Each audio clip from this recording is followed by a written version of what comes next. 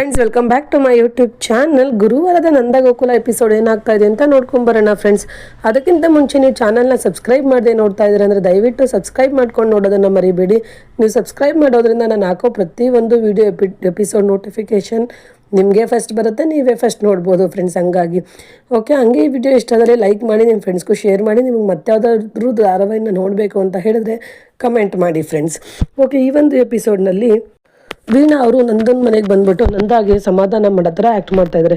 ಅಯ್ಯೋ ಅಣ್ಣ, ನೊಂದ್ಕೊಂಬೇಡಿ ಅಣ್ಣ. ಅವರು ನೋಡಮ್ಮ ಅಮೂಲ್ಯ, ಮೀನಾ, ನಾನು ನಿಮ್ಮ ತಾಯಿಯಾಗಿ ಹೇಳ್ತಾ ಇದ್ದೀನಿ, ಮತ್ತೆ ನಿಮ್ಮ ಮಾವನಿಗೆ ಈ ಥರ ನೋವು ಕೊಡೋವಂಥ ಸಂಗತಿನ ನೀವು ತರಬೇಡ್ರಿ. ನಿಮ್ಮ ಮಾವ ತುಂಬ ಒಳ್ಳೆಯವರಮ್ಮ, ನಿಮ್ಗಷ್ಟು ಗೊತ್ತಾಗಲ್ವೇನ್ರಮ್ಮ ಅಂತ ಹೇಳಿಬಿಟ್ಟು, ಅಣ್ಣ ನಾನು ಹೇಳಿದ್ರಲ್ಲಿ ಏನಾರ ತಪ್ಪಿದ್ಯಾ ಅಣ್ಣ, ನನ್ನ ಮನಸ್ಸಲ್ಲಿ ಏನಿದೆ ನಾನು ಏನೂ ಇಟ್ಕೊಳ್ಳಲ್ಲ ಅಣ್ಣ, ಹಂಗೆ ಹೇಳ್ಬಿಡ್ತೀನಿ. ಹಾಗಾಗಿ ನಿಮ್ಮ ಸೊಸೆದಿರಿಗೆ ಹೇಳ್ಬಿಟ್ಟು, ಇವರು ಏನು ನನ್ನ ಬೇರೆಯವರಲ್ಲ, ಇವರು ಕೂಡ ನನ್ನ ಮಗಳು ಪ್ರಿಯಾ ಥರ, ಇವರು ಇಬ್ಬರು ನನಗೆ ಮಕ್ಕಳೇನೆ ಅಂತ ಹೇಳ್ತಾರೆ. ಆಗ ಗಿರಿಜಾ ಅವರು, ಇಲ್ಲ ನೀವೇನು ತಪ್ಪೇನು ಹೇಳಿಲ್ಲ ಬಿಡಿ ವೀಣಾ ಅವರೇ ಸ್ವಲ್ಪ ಅರ್ಥ ಮಾಡ್ಕೊಬೇಕಾಗಿತ್ತು, ನಮ್ಮ ಮಾವಂಗೆ ನೋವಾಗುತ್ತೆ ಅಂತ ಹೇಳ್ತಾರೆ ಗಿರಿಜಾ. ಆಗ ವೀಣಾ ಅವರು, ಹೌದೌದು ಅಣ್ಣ, ನನ್ನ ಮಗಳು ಪ್ರಿಯಾ ಎಲ್ಲಿ ಅಂದಾಗೆ, ಅವಳು ರೂಮಲ್ಲಿ ಹತ್ಕೊಂಡು ಕೂತ್ಬಿಟ್ಟಿರ್ತಾಳೆ, ಏನೋ ಅವಳಿಗೆ ಈ ಜಗಳ ಅಂದರೆಲ್ಲ ಆಗಲ್ಲ. ಊರಲ್ಲೂ ಅಷ್ಟೇ ಒಂದು ಚಿಕ್ಕ ಜಗಳ ನಡೀತಾ ಇದೆ ಅಂದರೆ ಬಂದು ನನ್ನ ಹತ್ರ ಬಚ್ಚಿಕ್ಕೊಂಬಿಡೋಳು, ಆ ಥರದವಳು. ಇನ್ನು ಮನೆಯಲ್ಲಿ ಇಷ್ಟೆಲ್ಲ ನಡೀತಾ ಇದೆ ಅಂದರೆ ನನ್ನ ಮಗಳು ಎಷ್ಟು ಹೊಂದ್ಕೊಂಬಿಟ್ಟಿರ್ತಾಳೋ ಏನೋ. ಒಂದು ನಿಮಿಷ ಇರಿ, ಅವಳಿಗೊಂಚೂರು ರೂಮಲ್ಲಿ ನೋಡಿಕೊಂಡು ಬುದ್ಧಿವಾದ ಹೇಳಿ ಕರ್ಕೊಂಬರ್ತೀನಿ ಅಂತ ಹೇಳಿ ರೂಮ್ಗೆ ಹೋಗ್ತಾಳೆ. ಅಲ್ಲಿ ಪ್ರಿಯಾ ಫೋನ್ ನೋಡಿಕೊಂಡು ರೀಲ್ಸ್ ನೋಡಿಕೊಂಡು ಚೆನ್ನಾಗಿ ನಗ್ತಾ ಕೂತಿರ್ತಾಳೆ.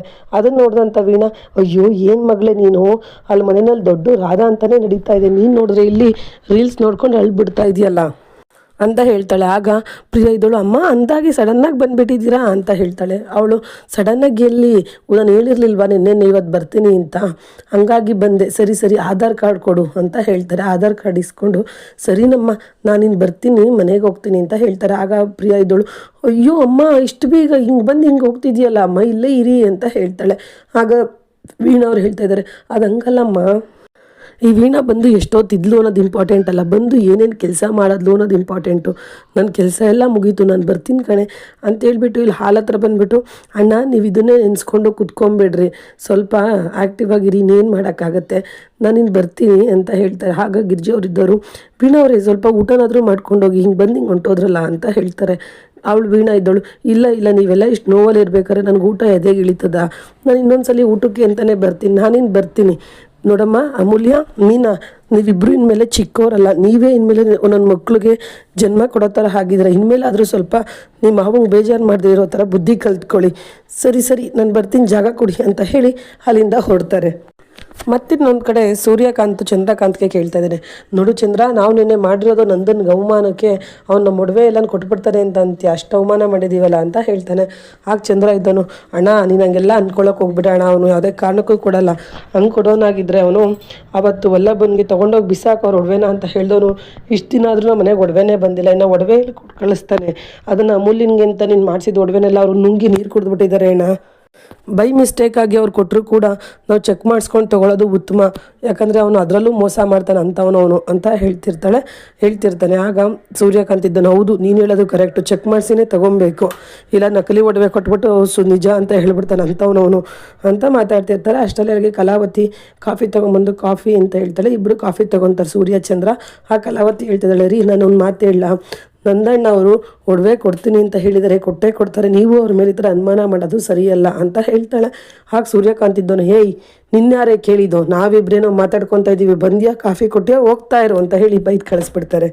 ಮತ್ತಿಲ್ಲಿ ಮೀನಾ ಮತ್ತು ಅಮ್ಮು ಇಬ್ಬರೂ, ಅಕ್ಕ ಅಮೂಲ್ಯ ಹೇಳ್ತಾ ಇದ್ದಾಳೆ ಮೀನಾಗ, ಅಕ್ಕ ಪ್ರತಿ ಸಲ ಅತ್ತೆ ನಮಗೆ ಹೆಲ್ಪ್ ಮಾಡೋರು, ಈ ಸಲ ಅತ್ತೆನೇ ಹೆಲ್ಪ್ ಮಾಡ್ತಾ ಇಲ್ಲ, ಏನಕ್ಕ ಮಾಡೋದು, ನನಗಂತೂ ತುಂಬ ಬೇಜಾರಾಗ್ತಾ ಇದೆ ಅಂತ ಹೇಳ್ತಾಳೆ. ಆಗ ಮೀನಾ ಇದ್ದವಳು, ನೀನು ತಲೆ ಕೆಡಿಸ್ಕೊಂಬೇಡ ಅಮ್ಮು, ಅತ್ತೆನ ನಾನು ನೀನು ಬರೋಕ್ಕಿಂತ ಮುಂಚೆಯಿಂದನೇ ನೋಡ್ತಾ ಇದ್ದೀನಿ, ಅತ್ತೆ ಹೀಗೆ ಅವರೇ ಸರಿ ಹೋಗ್ತಾರೆ, ನೀನು ಆರಾಮಾಗಿರು ಅಮ್ಮು ಅಂತ ಹೇಳ್ತಾಳೆ. ಆಗ ಅದೇ ಸಮಯಕ್ಕೆ ಗಿರ್ಜಾ ಕೂಡ ಅಲ್ಲಿಗೆ ಬರ್ತಾರೆ. ಬಂದಾಗ ಅಮ್ಮು ಹೇಳ್ತಾ ಇದ್ದಾಳೆ, ಅತ್ತೆ ಪ್ಲೀಸ್ ಮಾತಾಡಿ ಅತ್ತೆ ಅಂತಾಳೆ. ಮೀನಾ ಕೂಡ ಅತ್ತೆ ಪ್ಲೀಸ್ ಮಾತಾಡಿ ಅತ್ತೆ ಅಂತ ಹೇಳ್ತಾಳೆ. ಆಗ ಗಿರಿಜಾ ಇಬ್ಬರ ಜೊತೆನೂ ಮಾತಾಡಲ್ಲ. ಪ್ರಿಯಾ ಬಾರಮ್ಮ ಇಲ್ಲಿ ಒಂಚೂರು ಆಚೆ, ನಾನಿವತ್ತು ಮಾವ ಒಡವೆ ತೊಗೊಂಬರಕ್ಕೆ ಹೇಳ್ತಾರಲ್ಲ, ಅವೆಲ್ಲ ಬಿಡಿಸ್ಕೊಂಬರೋಕ್ಕೆ ಹೋಗ್ತಾ ಇದ್ದೀನಿ, ಮನೆ ಕಡೆ ಹುಷಾರಮ್ಮ, ನಾನು ಹೋಗಿ ಬರ್ತೀನಿ ಅಂತ ಹೇಳ್ತಾರೆ. ಆಗ ಮೀನಾ ಇದ್ದವಳು, ಅತ್ತೆ ಒಬ್ಬರೇ ಹೋಗ್ಬೇಡಿ ಅತ್ತೆ, ನಾನು ಬರ್ತೀನಿ, ಬ್ಯಾಗ್ ಎತ್ಕೊಂಡು ಬಂದುಬಿಡ್ತೀನಿ ರೀ ಅಂತ ಹೇಳ್ತಾಳೆ. ಆಗ ಗಿರ್ಜಾ ಇದ್ದಳು, ಏನು ಬೇಕಾಗಿಲ್ಲ, ನಾನು ಒಬ್ಬಳೇ ಹೋಗಬೇಕು ಅನ್ನೋದಾದರೆ ಪ್ರಿಯಾ ನನ್ನ ಜೊತೆ ಬರಲಿ, ಪ್ರಿಯಾ ಬಾರಮ್ಮ ನನ್ನ ಜೊತೆ ಅಂತ ಹೇಳ್ಬಿಟ್ಟು ಪ್ರಿಯನ್ನ ಕರ್ಕೊಂಡು ಹೋಗ್ತಾರೆ. ಇಲ್ಲಿ ಅಮೂಲ್ಯಂಗೆ ಮೀನಿಂಗ್ ಇಬ್ರಿಗೂ ಬೇಜಾರಾಗುತ್ತೆ. ಆಗ ಅಕ್ಕ ನಂಗೆ ಯಾಕೋ ತುಂಬ ಬೇಜಾರಾಗ್ತಾ ಇದೆ, ಯಾಕೆ ದೇವಸ್ಥಾನಕ್ಕಾದ್ರೂ ಹೋಗಿ ಬರೋಣ, ಮನ್ಸಿಗೆ ಸಮಾಧಾನ ಆಗ್ಬೋದು ಅಂತ ಹೇಳಿ ಇವರಿಬ್ಬರು ಇಲ್ಲಿ ದೇವಸ್ಥಾನಕ್ಕೆ ಹೋಗ್ತಾರೆ.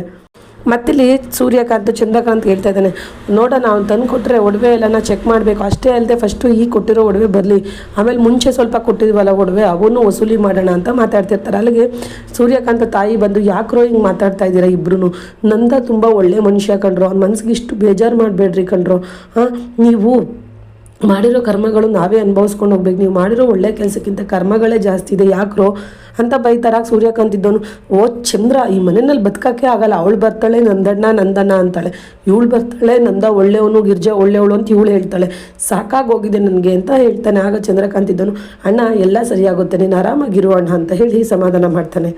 ಮತ್ತಿಲ್ಲಿ ಮೀನಾ ಅಮ್ಮು ದೇವಸ್ಥಾನದಲ್ಲಿ ಪೂಜೆ ಮುಗಿಸ್ಕೊಂಬರ್ತಾರೆ. ಆಗ ಮೀನಾ, ಇವಾಗ ಸಮಾಧಾನ ಆಯ್ತಮ್ಮು ಸ್ವಲ್ಪನಾದರೂ ಅಂತಾರೆ. ಆಗ ಅಮೂಲ್ಯ ಇದ್ದಳು, ಪರವಾಗಿಲ್ಲ ಅಕ್ಕ, ಆದರೂ ಏನೋ ಒಂಥರ ಬೇಜಾರು ಅಂತಾಳೆ. ಆಗ ಮೀನಾ ಇದ್ದಳು, ಯಾಕೆ ತಲೆ ಕೆಡ್ಸ್ಕೊಂತಿ, ಆರಾಮಾಗಿರೋ ಹಂಗೆ ಹಿಂಗೆ ಅಂತ ಲೆಕ್ಚರ್ ಕೊಡ್ತಿರ್ತಾಳೆ. ಆಗ ಅವಳು ಅಮೂಲ್ಯ, ಇಷ್ಟೊಂದು ಮೋಟಿವೇಶನ್ ಸ್ಪೀಚ್ ಕೊಡ್ತಾ ಇದ್ದೀರಾ ಅಂದರೆ ಅಕ್ಕ ನೀವು ಬಾಬಾ ಮಾತಾಡ್ಬಿಟ್ರಿ ಅಂತ ಅನಿಸುತ್ತೆ ಅಂತ ಹೇಳ್ತಾಳೆ.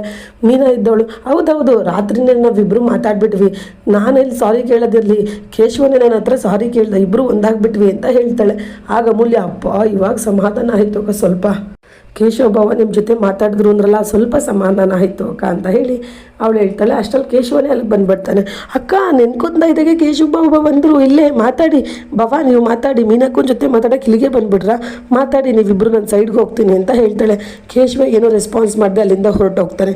ಅದನ್ನು ನೋಡಿದಂಥ ಅಮೂಲ್ಯ, ಅಕ್ಕ ನೀವು ನನ್ನ ಹತ್ರ ಸುಳ್ಳು ಹೇಳಿದ್ರ, ನನ್ನ ಖುಷಿಗಾಗಿ ನೀವಿಬ್ಬರು ಒಂದಾಗಿ ಮಾತಾಡಿದ್ರಿ ಅಂತ ಸುಳ್ಳು ಹೇಳಿದ್ದೀರಾ ಅಕ್ಕ ಅಂತ ಹೇಳ್ತಾಳೆ. ಆಗ ಮೀನಾ ಇದ್ದಳು, ಹೌದು ಅಮ್ಮು ನೀನೇನು ಬೇಜಾರು ಮಾಡ್ಕೊಂಬೇಡ, ಎಲ್ಲ ಸರಿ ಹೋಗುತ್ತೆ, ಆರಾಮಾಗಿರು ಅಂತ ಹೇಳಿ ಅಮ್ಮನ ಇನ್ನೂ ಸ್ವಲ್ಪ ಸಮಾಧಾನ ಮಾಡ್ತಾಳೆ. ಮಾಡಿಬಿಟ್ಟು ಮನೆಗೆ ಬರ್ತಾರೆ. ಅಲ್ಲಿ ಇನ್ನೂ ಗಿರ್ಜಾ ಒಡವೆ ಬ್ಯಾಂಕಿಂದ ಬಂದೇ ಇರಲ್ಲ. ಆಗ ಎಲ್ಲಿ ಅತ್ತೆ ಇನ್ನೂ ಬರಲೇ ಇಲ್ವಲ್ಲ ಬ್ಯಾಂಕಿಂದ ಅಂತ ಓಡಾಡ್ತಿರ್ತಾರೆ ಇವರಿಬ್ಬರು. ಅಷ್ಟರಲ್ಲಿ ಬರ್ತಾರೆ. ಅತ್ತೆ ಜ್ಯೂಸ್ ತಂದು ಕೊಡ್ಲಾ ಅತ್ತೆ ಅಂತಾಳೆ ಮೀನಾ. ಅವಳೇನು ರೆಸ್ಪಾನ್ಸೇ ಮಾಡಲ್ಲ ಗಿರ್ಜಾ. ರಕ್ಷಾ ಬಾಯಿಲಿ ಇಲ್ಲಿ ಅದಕ್ಕೆ ಒಡವೆಗಳು ಯಾವ್ಯಾವುದು ಅಂತ ಅವಳಿಗೆ ತೋರಿಸ್ಬಿಟ್ಟು ಎಲ್ಲ ಒಂದು ಕಡೆ ಎತ್ತಿಕ್ಕು ಅಂತ ಹೇಳ್ತಾಳೆ. ಸರಿ ಅಂದ್ಬಿಟ್ಟು ರಕ್ಷಾ ಅಮೂಲ್ಯಂಗೆಲ್ಲ ಒಡವೆಗಳನ್ನೂ ತೋರಿಸ್ಬಿಟ್ಟು ಕಲಾವತಿಯವ್ರ ಒಡವೆ ಎಲ್ಲನ ಸಪ್ರೇಟಾಗಿ ಎತ್ತಿಕ್ತಾರೆ. ಆಗ ಪ್ರಿಯಾ ತನ್ನ ಇದು ಚೈನು ಕಾಸಿನ ಚೈನ್ ಕೂಡ, ಅಯ್ಯೋ ಏನು ಮಾಡೋದು, ಇದು ನಂದು ಡೂಪ್ಲಿಕೇಟ್ ಒಡವೆ ಅಂತ ಗೊತ್ತಾಗ್ಬಿಟ್ರೆ ಕಷ್ಟ ಆಗುತ್ತೆ, ಆಗಲೇ ಇದೆಲ್ಲ ಮಾಸೋಗ್ಬಿಟ್ಟಿದೆ, ಬಚ್ಚಿಕ್ಕೊಬೇಕು ಅಂತ ಬಚ್ಚಿಕ್ಕೊಂತಿರ್ತಾಳೆ. ಅಷ್ಟರಲ್ಲಿ ರಕ್ಷಾ ನೋಡ್ಬಿಟ್ಟು, ಅದಕ್ಕೆ ನಿಮ್ಮ ಚೈನ್ ತುಂಬ ಚೆನ್ನಾಗಿದೆ, ಅದಕ್ಕೆ ನನಗೊಂದು ಸ್ವಲ್ಪ ಹೊತ್ತು ಕೊಡ್ತೀರಾ, ಹಾಕೊಂಡು ಒಂದೆರಡು ಸೆಲ್ಫಿ ತಗೊಂಡು ಕೊಡ್ತೀನಿ ಅಂತ ಹೇಳ್ತಾರೆ. ಆಗ ಪ್ರಿಯಾ ಇದ್ದವಳು, ಇಲ್ಲ ರಕ್ಷಾ ಇದು ಹಳೆ ಡಿಸೈನ್, ಪ್ಲೀಸ್ ಬೇಡ ಅಂತ ಹೇಳ್ತಿರ್ತಾಳೆ.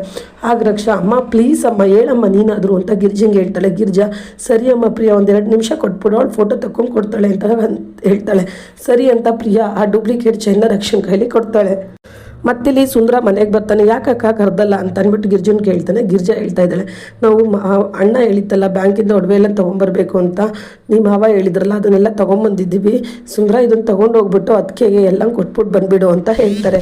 ಆಗ ಸರಿ ಅಂದ್ಬಿಟ್ಟು ಸುಂದರ, ಸರಿ ಅಕ್ಕ ನಾನು ತೊಗೊಂಡೋಗಿ ಕೊಡ್ತೀರಿ, ಇದಕ್ಕೆಲ್ಲ ನಾನೇ ಕಾರಣ ಅನಿಸುತ್ತೆ ಅಕ್ಕ, ಅವತ್ತು ನಾನು ಈಸ್ಕೊಂಬರ್ಬಾರ್ದಾಗಿತ್ತು, ಅಲ್ಲಿ ಅಕ್ಕ ತುಂಬ ಗೋಳಾಡ್ಕೊತಾಯಿತ್ತು ಅಂತ ಹೇಳಿ ಈಸ್ಕೊಂಬಂದ್ಬಿಟ್ಟೆ, ಬಾಬಂಗೆ ಬೇಜಾರಾಗಿರೋದಕ್ಕೆ ನಾನೇ ಕಾರಣ ಅಂತ ಅನ್ನಿಸ್ತಾ ಇದೆ, ಅಯ್ಯೋ ಏನು ಮಾಡೋದು ಅಕ್ಕ ಅಂತಾನೆ. ಆಗ ಗಿರ್ಜಾ ಇದ್ದಳು, ಆಗೋದೆಲ್ಲ ಏನೂ ಮಾಡೋಕ್ಕಾಗಲ್ಲ ಸುಂದರ, ನೀನು ಹೋಗಿ ಕೊಟ್ಬಿಟ್ಟು ಬಾ ಅಂತ ಹೇಳ್ತಾಳೆ. ಸರಿ ಅಂದ್ಬಿಟ್ಟು ಸುಂದರ ಒಡವೆ ತೊಗೊಂಡು ಸೂರ್ಯಕಾಂತ್ ಮನೆಗೆ ಹೋಗ್ತಾನೆ. ಅಲ್ಲಿ ಸೂರ್ಯಕಾಂತು, ಓಹೋ ನಂದಂಗೆ ಸ್ವಲ್ಪ ಮರ್ಯಾದೆ ಇದೆ ನಂಗೆ ಆಯಿತು, ಹೆಂಗೋ ಒಡವೆನೇ ಕೊಟ್ಟು ಕಳಿಸ್ಬಿಟ್ಟಿದ್ದಾನೆ, ಓಹೋ ಚಂದ್ರ ಹೆಂಗಾದರೂ ಆಗಲಿ ಒಂದ್ಸಲ ಇದನ್ನು ಚೆಕ್ ಮಾಡಿಸ್ಬೇಕು, ಡೂಪ್ಲಿಕೇಟಾ ಒರಿಜಿನಲ್ಲ ಅಂತ. ಕಲಾ ತೊಗೊಂಡು ನೋಡು, ನೀನೇ ತಾನೇ ಒಡವೆ ಕೊಟ್ಟಿದ್ದು, ಎಲ್ಲ ಒಡವೆಗಳು ಬಂದಿದೆಯಾ, ಒರಿಜಿನಲ್ಲ ಡೂಪ್ಲಿಕೇಟಾ ಅಂತ ನೋಡು ಅಂತ ಹೇಳ್ತಾನೆ. ಕಲಾವತಿ ಇದ್ದವಳು, ನಾನು ನೋಡಲ್ಲ ಅಂತ ಹೇಳ್ಬಿಡ್ತಾಳೆ.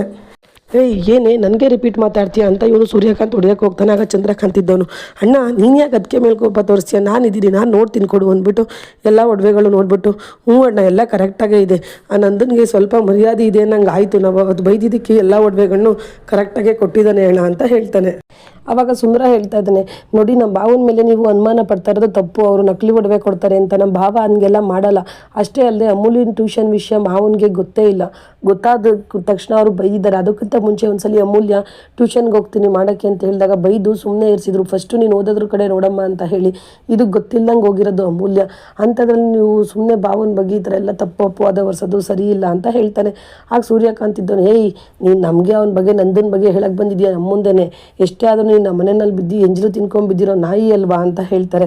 ಆಗ ಸುಂದರ ಇದ್ದವ್ನು, ನಾನು ಎಂಜಲು ತಿನ್ಕೊಂಡ್ಬಿದ್ದಿಲ್ಲ, ಅಲ್ಲಿ ಆ ಮನೆಯಲ್ಲಿ ನಾನು ರಾಜನ ಥರ ನೋಡ್ಕೊತಾ ಇದ್ದಾರೆ ನಮ್ಮ ಭಾವ, ಅದೆಲ್ಲ ನಿಮಗೆ ಹೆಂಗೆ ಗೊತ್ತು ಅಂತ ಹೇಳ್ತಾನೆ. ಆಗ ಸೂರ್ಯಕಾಂತ್ ಇದ್ದವನು, ನೀನು ಒಡವೆ ಕೊಡ್ತಾ ಇದ್ದು ತಾನೇ, ಇಲ್ಲಿಂದ ಹೋಗ್ತಾ ಇರೀಗ ಅಂತ ಹೇಳ್ತಾನೆ. ಸರಿ ಅಂದ್ಬಿಟ್ಟು ಸುಂದರ ಅಲ್ಲಿಂದ ಹೊರಡ್ತಾನೆ. ಆಗ ಸೂರ್ಯಕಾಂತ್ ತನ್ನ ಹೆಂಡತಿ ಕಲಾವತಿಗೆ ಹೇಳ್ತಾ ಇದ್ದಾನೆ, ಈ ಒಡವೆಗಳನ್ನ ಎತ್ತಿಕು ಅಂತಾನೆ. ಆಗ ಕಲಾವತಿ ಇದ್ದವಳು, ಈ ಒಡವೆಗಳನ್ನ ನಾನು ಎಡಗೈಲೂ ಸಹ ಮುಟ್ಟಲ್ಲ ನಾನು ಅಂತ ಹೇಳಿ ಅಲ್ಲೇ ಬಿಟ್ಬಿಡ್ತಾಳೆ. ಮತ್ತಿಲ್ಲಿ ಮೀನಾ ಮತ್ತು ಅಮೂಲ್ಯ ಇಬ್ಬರು ಗಿರ್ಜಾ ಹತ್ರ ಬಂದು, ಅತ್ತೆ ನೀವು ನಮ್ಮ ಜೊತೆ ಕ್ಷಮಿಸಿ ಮಾತಾಡಲ್ವಾ ಹೇಳಿ, ನೀವು ಮಾತಾಡಲ್ಲ ಅಂದರೆ ನನಗೆ ಈ ಮನೆಯಲ್ಲಿ ಇರೋಕ್ಕೆ ಇಷ್ಟ ಇಲ್ಲ, ನಾವಿಬ್ಬರು ಕೂಡ ಹೋಗಿ ಅದರ ಪಿ ಜಿನಲ್ಲಿ ಸೇರ್ಕೊಂಡ್ಬಿಡ್ತೀವಿ ಅಂತ ಹೇಳ್ತಾರೆ.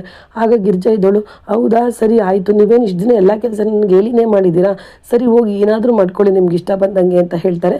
ಇವರಿಬ್ಬರು ಇಲ್ಲಿ ಪಿ ಜಿಗೆ ಸೇರ್ಕೊಂಡ್ಬಿಡೋಣ ಅಂತ ಹೋಗ್ತಿದ್ದಾರೆ. ಇಲ್ಲಿ ಪ್ರಿಯಾ, ಅತ್ತೆ ಪ್ಲೀಸ್ ಅತ್ತೆ ಅವರಿಬ್ಬರನ್ನು ಕ್ಷಮಿಸ್ಬಿಡಿ ಅಂತ ಗಿರ್ಜಾ ಹತ್ರ ಕೇಳ್ಕೊತಾ ಇದ್ದಾಳೆ. ಇದಿಷ್ಟು ಬಂದು ಗುರುವಾರ ಸಂಚಿಕೆಯ ಫುಲ್ ಎಪಿಸೋಡ್ ಫ್ರೆಂಡ್ಸ್. ಶುಕ್ರವಾರ ಸಂಚಿಕೆಗಾಗಿ ಈ ಕೂಡಲೇ ಚಾನಲ್ನ ಸಬ್ಸ್ಕ್ರೈಬ್ ಮಾಡೋದನ್ನು ಮರಿಬೇಡಿ. Thank you for watching. Bye.